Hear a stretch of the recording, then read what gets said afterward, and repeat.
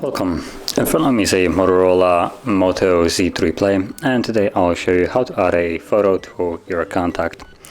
So to begin, you want to open up the contact that you wish to edit. So for me it's gonna be this one right here, Elon Musk.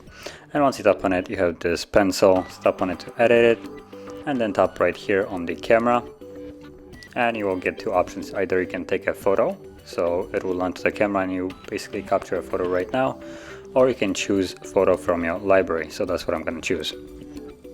Then go into downloads, and you can select a photo that you wish to use. And now you can basically pick it, resize it to whatever you want, as you can see. Now in this case I don't really have too much option to resize it. It's already fairly small, but you can make it smaller. Or we can try to pick the other one, maybe it's bigger.